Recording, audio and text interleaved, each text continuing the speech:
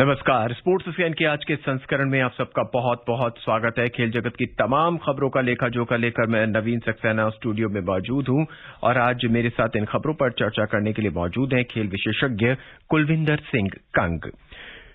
सबसे पहले नजर डाल लेते हैं अब तक की खास खबरों पर। फ्रेंच ओपन टेनिस टूर्नामेंट में रोहन बोपन्ना और फ्रैंकोस क्यूगर की जोड़ी पुरुष डबल्स के दूसरे दौर में पहुंच चुकी है।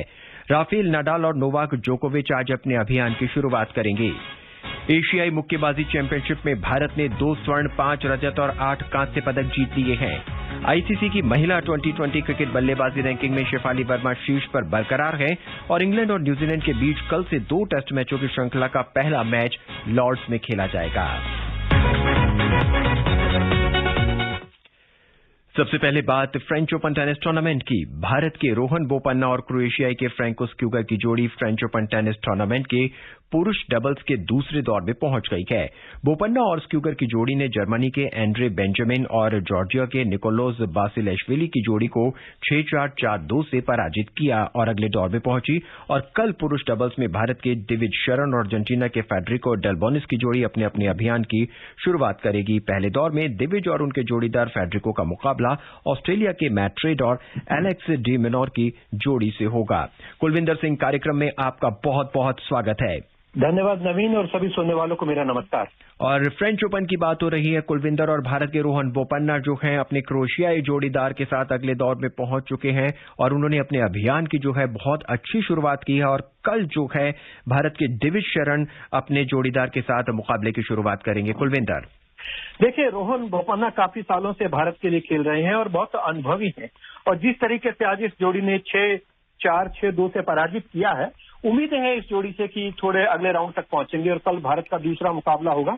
तो मैं समझता हूं कि जो बड़े ग्रैंड स्लैम टूर्नामेंट है उसमें भारत के टेनिस खिलाड़ी समय समय पर अपनी एक पहचान दिखाते हैं, अपनी उपस्थिति दर्ज करते हैं और ये भारतीय टेनिस के लिए बहुत अच्छी बात है। हालांकि आपको याद होगा 1996 के अटलांटा ओलंपिक में पहला व्यक्तिगत जो कांस्य पदक था वो भी टेनिस में आया था लिएंडर पेस के द्वारा। तो मैं समझता हूं कि समय समय पर रोहन बोपन्ना या दूसरे खिलाड़ी जो भारत के लिए अच्छा कर रहे हैं, उम्मीद है कि आगे चलकर फ्रेंच ओपन के अगले राउंड में भी पहुंचने की कोशिश करेंगे। जी, फ्रेंच ओपन टेनिस टूर्नामेंट में अब से कुछ देर बाद स्पेन के राफेल नाडाल का मुकाबला ऑस्ट्रेलिया के एलेक्सी पॉपरिन से होगा, जबकि देर रात शीर्ष वरीयता प्राप्त नोवाक जोकोविच आज टूर्नामेंट का अपना पहला मैच खेलेंगे। इस बीच अमेरिका की सेरेना विलियम्स और स्विट्जरलैंड की Roger Federer French open tennis मुकाबले में अपने अपने मुकाबले जीतकर दूसरे दौर में पहुंच गई हैं। सुनते हैं दिव्या की रिपोर्ट।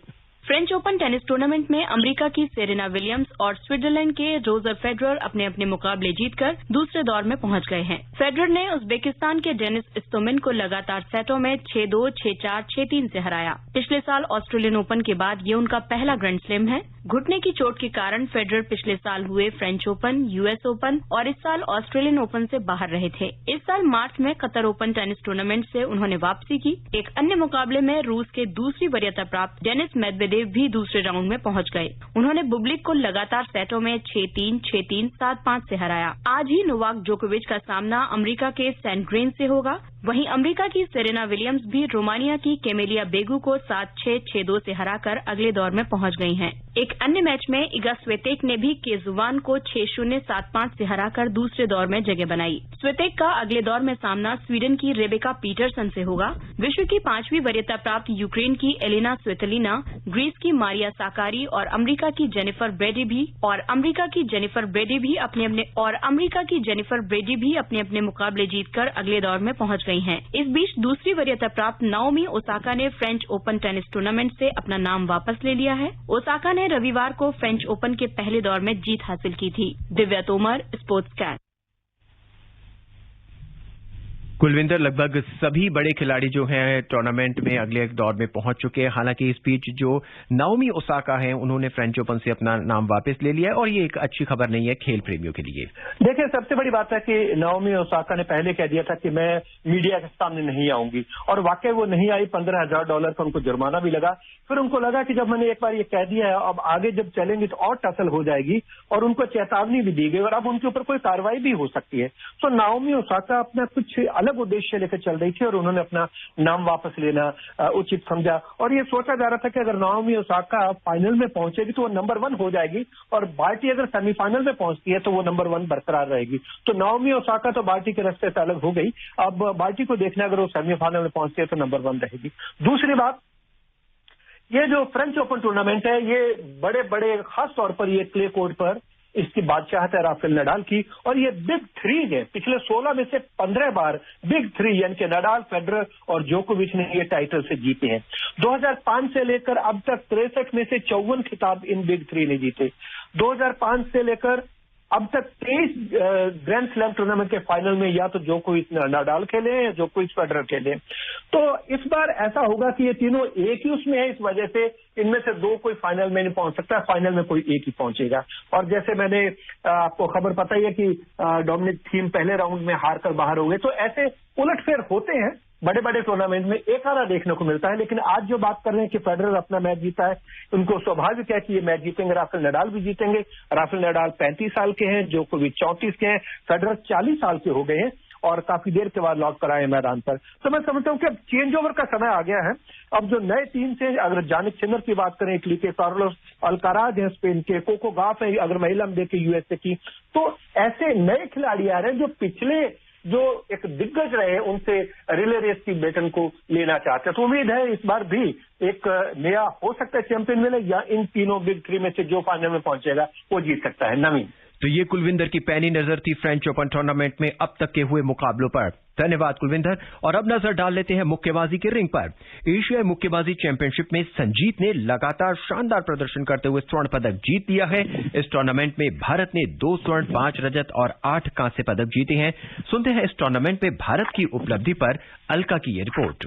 संजीत ने शानदार प्रदर्शन करते हुए एशियन बॉक्सिंग चैंपियनशिप में स्वर्ण पदक हासिल किया। 91 किलोग्राम भार वर्ग के फाइनल में टोक्यो ओलंपिक के लिए क्वालिफाई कर चुके संजीत ने रियो ओलंपिक के रजत पदक विजेता कजाकिस्तान के वासिली लेविट को 4-1 से हराया। वहीं 52 किलोग्राम भार वर्ग में अमित पंघल को रियो ओलंपिक के स्वर्ण पदक विजेता और मौजूदा वर्ल्ड चैंपियन उज्बेकिस्तान के जोइरोव शाखोविदिन से 3-2 से हार का सामना करना पड़ा। 64 किलोग्राम भार वर्ग में शिव थापा को फाइनल में मंगोलिया के बातार सुख चिनजोरिग ने 3-2 से हराया। थापा का एशियाई चैंपियनशिप में लगातार 5वां पदक है। इसके अलावा विकास कृष्ण और वरिंदर सिंह ने कांस्य पदक जीता। इससे पहले महिलाओं में पूजा रानी ने 75 किलोग्राम भार वर्ग का स्वर्ण पदक अपने नाम किया। इसके अलावा सिमरनजीत कौर, लवलीना बोरगोहेन, जैस्मीन, साक्षी चौधरी, मोनिका और स्वीटी ने कांस्य पदक जीते। भारत ने इस चैंपियनशिप में 15 पदक जीते हैं, जो अब तक सबसे ज्यादा पदक हैं। इससे पहले 2019 में बैंकॉक में हुए एशियन चैंपियनशिप में भारत ने 13 पदक जीते थे। ये championship boxing federation of India, BFI और UAE बॉक्सिंग फेडरेशन द्वारा संयुक्त रूप से आयोजित की गई थी। भारत, उज्बेकिस्तान, मंगोलिया, फिलीपींस और कजाकिस्तान सहित 17 देशों के 150 मुक्केबाजों ने इस चैंपियनशिप में हिस्सा लिया। Alka Singh, sports scan. कुलविंदर, एक बार फिर भारतीय खिलाड़ियों ने मुक्केबाजी में अपनी बादशाहत कायम रखी है और दिखा दिया है कि ओलंपिक जाने से पहले सभी मुक्केबाज पूरी तरह से तैयार हैं और मेडल पर कब्जा करने के लिए पूरी तरह से तैयार हैं। कुलविंदर। नवीन, आपने बिल्कुल सही कहा। संजीत ने 91 किलोग्राम में और पूजा रानी ने 75 किलोग्राम में स्वर्ण पदक जीता है। 5 रजत है, 8 कांसे हैं। ये एक बड़ी अच्छी बात है कि 15 पदक जीतकर भारत एक बढ़े हुए आत्मविश्वास के साथ टोक्यो ओलंपिक के लिए जाएगा। दूसरी बात, भारत के पास टोक्यो ओलंपिक से पहले अपने आप को परखने का यही मौका था और इस बार भारत के 9 मुक्केबाजों ने क्वालिफाई किया है, जिसमें 5 पुरुष हैं और 4 महिलाएं हैं। तो मैं समझता हूं कि टोक्यो ओलंपिक में मुक्केबाजी से बहुत आशा है। और 3-4 ऐसे गेम हैं। एथलेटिक्स में 12 खिलाड़ी हैं, मुक्केबाजी में 9 हैं, हॉकी में उम्मीद कर सकते हैं पुरुष हॉकी में। इसके अलावा निशानेबाजी में 15 खिलाड़ी और कुश्ती में 8 है। तो उम्मीद है कि भारत को इस बार, जो पिछली बार रियो ओलंपिक में केवल 2 पदक मिले थे, टोक्यो ओलंपिक में ज्यादा पदकों की उम्मीद है और मुक्केबाजी में ये प्रैक्टिस काम आएगी। लेकिन उम्मीद करते हैं कि टोक्यो ओलंपिक हो जाएं और महामारी का साया इनके ऊपर ना पड़े, यही उम्मीद करते हैं और सभी खिलाड़ियों की तमन्ना है। क्योंकि ये जो खिलाड़ी अभी क्वालिफाई किए हैं, भारत की तरफ से 9 मुक्केबाजों ने क्वालिफाई किया है, हो सकता है कि अगले ओलंपिक तक ये मैदान पर न हो। नवीन। कुलविंदर, लेकिन जिस तरह से मैरी कॉम को हार का सामना करना पड़ा, वहां कहीं ना कहीं निराशा नजर आती है। हालांकि वो बहुत अच्छा खेल रही थी, लेकिन और कड़ा मुकाबला था, लेकिन उन्हें हार का सामना करना पड़ा। देखिए नवीन, हम मैरी कॉम से बहुत ज्यादा उम्मीदें लगाए रखते हैं। जैसे हर बार सोचते थे कि सचिन तेंदुलकर शतक बनाएंगे, उसी तरह मैरी कॉम स्वर्ण पदक लेकर आएंगे। कई बार होता है अपने आप को इंजरी से बचाना होता है, अपने आप को बचा के रखना है हर चीज से। तो टोक्यो ओलंपिक के ऊपर उनकी नजर है। ये एशियन चैंपियनशिप है, इन्होंने पहले 5 बार पदक जीता है, 2 रजत हो गए, कोई बात नहीं। लेकिन अगर टोक्यो ओलंपिक में जहां पर हिट करना है, अगर वहां पर हिट करती है, तो मैं समझता हूं कि वो व्यक्तिगत दूसरा पदक जीतने वाली खिलाड़ी बन सकती है। उनसे पूरी उम्मीद है। होता है कई बार अगर स्वर्ण नहीं मिला तो आपको रजत पदक तो मिल रहा है। नवीन, इस बीच अंतर्राष्ट्रीय बॉक्सिंग एसोसिएशन आईबा ने चैंपियनशिप की पुरस्कार राशि में भारी इजाफा कर दिया है। आईबा ने इस चैंपियनशिप के लिए 4 लाख अमेरिकी डॉलर की पुरस्कार राशि आवंटित की है। पुरुषों और महिलाओं की श्रेणियों में स्वर्ण पदक विजेताओं को 10,000 अमेरिकी डॉलर से सम्मानित किया जा रहा है, जबकि रजत पदक विजेताओं को 5,000 और कांस्य पदक विजेताओं को 2,500 अमेरिकी डॉलर का पुरस्कार दिया जाएगा। और अब बात क्रिकेट की। इंग्लैंड और न्यूजीलैंड के बीच कल से 2 टेस्ट मैचों की श्रृंखला का पहला मैच लंदन के लॉर्ड्स मैदान पर खेला जाएगा। दूसरा मैच 10 जून से बर्मिंघम में होगा और इसके बाद न्यूजीलैंड 18 जून से इंग्लैंड के साउथहैम्पटन में भारत के साथ आईसीसी विश्व टेस्ट चैंपियनशिप का फाइनल मुकाबला खेलेगी। हालांकि इंग्लैंड के साथ जो श्रृंखला हो रही है, उसमें न्यूजीलैंड के तेज गेंदबाज जो है वो ट्रेंट बोल्ट नहीं खेल पाएंगे। कुलविंदर, 18 तारीख से भारत और न्यूजीलैंड के बीच एक विश्व टेस्ट चैंपियनशिप का फाइनल, एक ऐतिहासिक मुकाबला, विश्व में पहली बार, क्रिकेट के इतिहास में पहली बार हो रहा है। और उससे पहले न्यूजीलैंड को पूरे 2 टेस्ट मैच खेलने को मिलेंगे। बहुत अच्छी तैयारी होगी। कुलविंदर, नवीन, देखिए ये जो पहला टेस्ट मैच कल से शुरू हो रहा है, कल भारतीय समय के अनुसार 3:30 पर शुरू होगा। ये उसी मैदान पर है जहां 14 जुलाई 2019 को इंग्लैंड और न्यूजीलैंड के बीच विश्व कप का फाइनल खेला गया था और इंग्लैंड विजेता बना था। मैं समझता हूं कि न्यूजीलैंड के पास पूरा मौका है। न्यूजीलैंड 2015 के बाद, ये 6 साल के बाद वो टेस्ट श्रृंखला खेलने के लिए इंग्लैंड में आया है। ये उसको डबल फायदा है कि 2 टेस्ट मैच वो खेलेगा इंग्लैंड के साथ, अपने कॉम्बिनेशन को वो सेट कर सकता है, क्योंकि 18 जून को बहुत ही महत्वपूर्ण मुकाबला है। भारत के साथ वो विश्व टेस्ट चैंपियनशिप का फाइनल खेलेगा। लेकिन जहां न्यूजीलैंड के पास ये मौका है कि अपने खिलाड़ियों को वो एडजस्ट कर सकता है, वहीं भारत के पास भी मौका होगा कि वो वहीं है और नजर रखेंगे कि किस कॉम्बिनेशन के साथ खेलते हैं और उस कॉम्बिनेशन को कैसे उससे पार पाई जानी है। तो मैं समझता हूं कि 2018 में इंग्लैंड की टीम न्यूजीलैंड गई थी, वहां पर वो 2 टेस्ट मैच हुए थे। न्यूजीलैंड ने 1-0 से सीरीज जीती थी। पहला टेस्ट मैच पारी हुए 49 रन से और दूसरा ड्रॉ रहा था। और इंग्लैंड को यह भी याद होगा कि उस टेस्ट मैच में इंग्लैंड केवल 58 रन पर आउट हो गया था। बोल्ट ने 32 रन देकर 6 विकेट लिए थे और सऊदी ने 25 रन देकर 4 विकेट लिए। 2019 की बात करें फिर एक बार से, वहां न्यूजीलैंड जीता सीरीज 1-0 से। तो मैं समझता हूं कि अपने देश में टेस्ट मैच जीतने के बाद 2015 के बाद जो सीरीज हुई थी 2015 में इंग्लैंड में, वो 2 टेस्ट मैच की सीरीज ड्रॉ रही थी। पहला टेस्ट मैच इंग्लैंड ने 124 रन से जीता था और दूसरा टेस्ट मैच न्यूजीलैंड ने 199 रन से जीता था। मौका है अब यहां न्यूजीलैंड के लिए कि वो अपने सारे तरकश के तीर सीधे कर ले, इंग्लैंड के ऊपर चलाकर देखे और बाद में देखे कि जो तीर सही लग रहे हैं वो भारत के खिलाफ भी उनको आजमाया जा सकता है। नवीन, कुलविंदर, लेकिन यहाँ पे न्यूजीलैंड के तेज गेंदबाज जो है वो ट्रेंट बोल्ट नहीं खेल पाएंगे, क्योंकि वो बहुत देर से इंग्लैंड पहुंचे हैं। इसका खामियाजा न्यूजीलैंड को भुगतना पड़ेगा। लेकिन भारत के लिए शायद ये अच्छी बात हो सकती है, क्योंकि न्यूजीलैंड को 2 टेस्ट मैचों की प्रैक्टिस नहीं मिलेगी।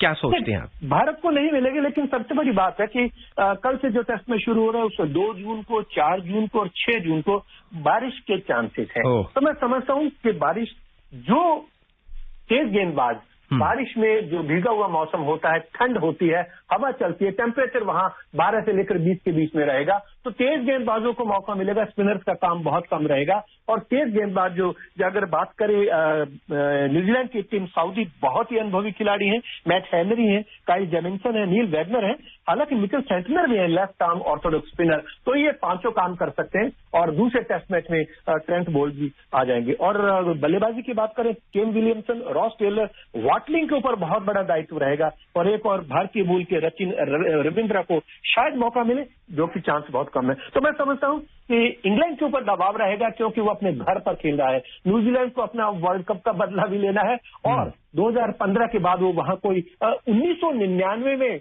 आखिरी बार वो टेस्ट सीरीज जीता था इंग्लैंड में, तो यहाँ उसके पास मौका है कि उस रिकॉर्ड को भी बरकरार करे, उसको तोड़कर, यानी कि 22 वर्ष के बाद टेस्ट सीरीज जीते। 2 टेस्ट मैच अगर वो जीता है सीरीज तो बड़े हौसले के साथ वो भारत के सामने आएगा विश्व टेस्ट चैंपियनशिप के फाइनल में।